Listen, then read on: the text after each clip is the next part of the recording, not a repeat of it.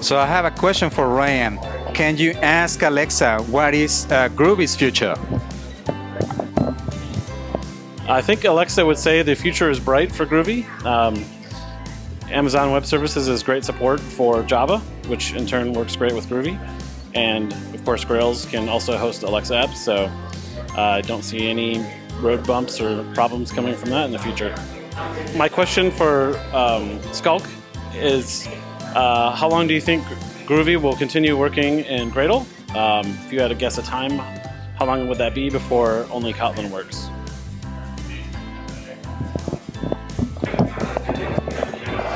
Well, Groovy has been so long in Gradle, it's not going to be a quick change, and there's a huge amount of code out there, which means that things are simply not going to change. Even though Kotlin is still in a really immature stage, I mean, it is coming closer to a real 1.0 release, and people can really start using it in anger, but I can't see it replacing it for many, many years to come, if at all. Because we can still go back to the situation where we realize Kotlin doesn't really work very well, and then we're just back to Groovy. Vladimir, you've done a lot of work with Excel and getting Groovy to work with it. How much work do you think it would be to extend it and so we can use it with Google Docs and also with LibreOffice Calc? Well, in theory, it's pretty easy because everything is an abstraction, so there's no specific implementation related to POE in the public API.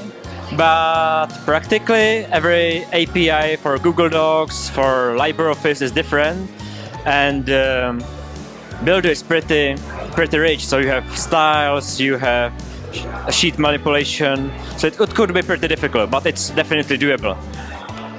And no, I would like to ask you, what are the advantages and disadvantages of the specific implementation like OK HTTP and Apache for HTTP Builder NG?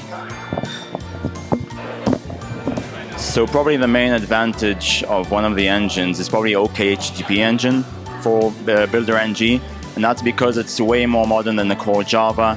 It's way more modern than Apache HTTP components, so it supports new features like HTTP2 and digest authentication, and I think that really sums it all up. So my question for Sergey is, who is the real identity of El Groovissimo?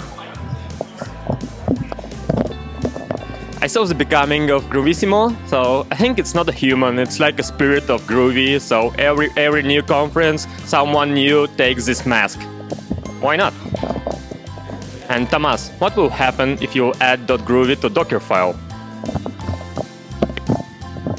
Magic. And I have a question for you, Goka. What's the best feature of the Groovy programming language in your opinion?